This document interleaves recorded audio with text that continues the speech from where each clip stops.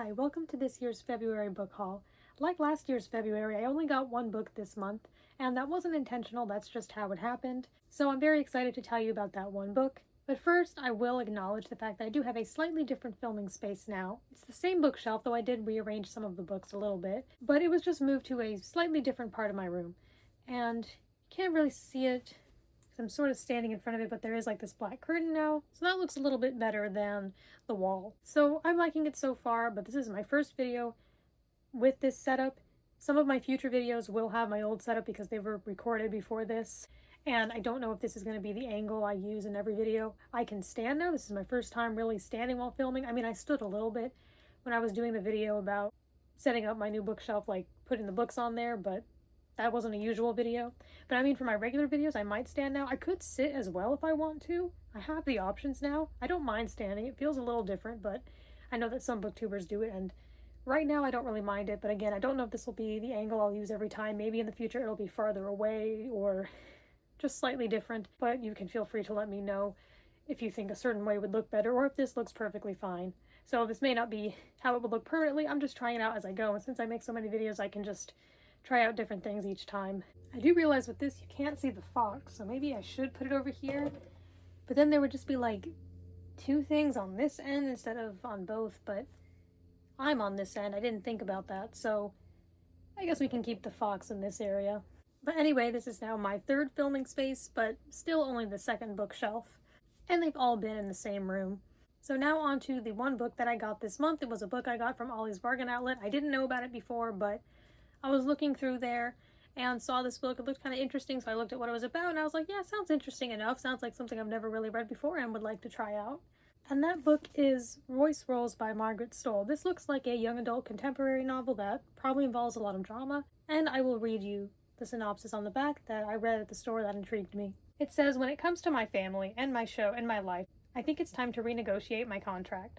16-year-old Bentley Royce seems to have it all: an actual Bentley, tuition to a fancy private school, lavish vacations, and everything else that comes along with being an LA starlet. But after 5 seasons on her family's reality show, Rolling with the Royces, and a lifetime of dealing with her narcissistic sister, Porsche, media-obsessed mother, Mercedes, and somewhat clueless brother, Maybach, Bentley wants out. Luckily for her, without a hook for season 6, cancellation is looming and freedom is nigh.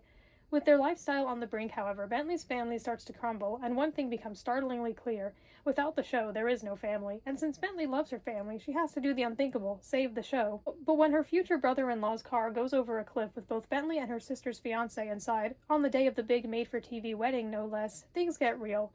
Really real. Like, not reality show real. So, to me, that definitely sounded interesting.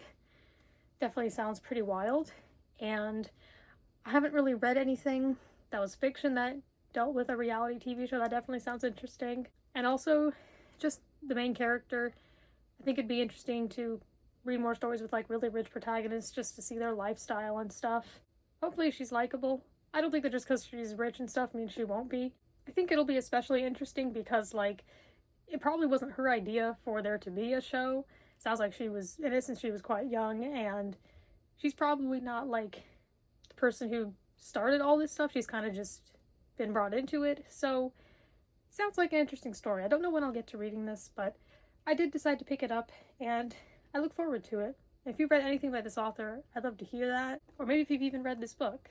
There's a quote on the back from Publishers Weekly that says, "A laugh out loud send-up that pulls back the curtain on the unreality of reality TV." There's also a quote from the author Melissa De La Cruz on the front, and it says, "A truly clueless take on Where'd You Go, Bernadette. This is hands down the funniest book I've read all year." So it sounds from a lot of people like it's very humorous, so I look forward to that.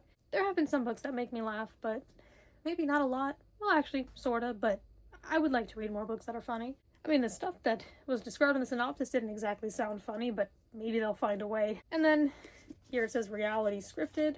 It's got a nice cover. It's got the residue of the Ollie sticker, which I have a video coming up about that, but This time, actually, when I'm showing you it, it doesn't still have a sticker on it, but you can sort of still see where it was, especially with this white cover. But honestly, that's kind of just all these stickers for you. I'll see if there's an about the author section, as there usually is in books, because I don't really know anything about this author. It says Margaret Stohl is the #1 New York Times best-selling co-author of the Beautiful Creatures series. She is also the author of the instant bestseller Black Widow Forever Red and its sequel Black Widow Red Vengeance, or as noted by one television writer, those little paper things. The word you're looking for is books. Growing up in the shadow of Hollywood, Margaret spent her adolescence crank-calling Harrison Ford, living across the hall from a John Waters starlet, and waving to Starline tourist buses as they stopped to take pictures of her PE class at Mulholland Hall, where she first met Bentley Royce. These are and are not her stories. So it sounds like this might even be somewhat autobiographical in a way, like this wasn't just something the author came up with, but rather maybe something she sort of experienced. So knowing that makes me even more intrigued. Well, I think that is all I have to say for this little video. Thank you for watching.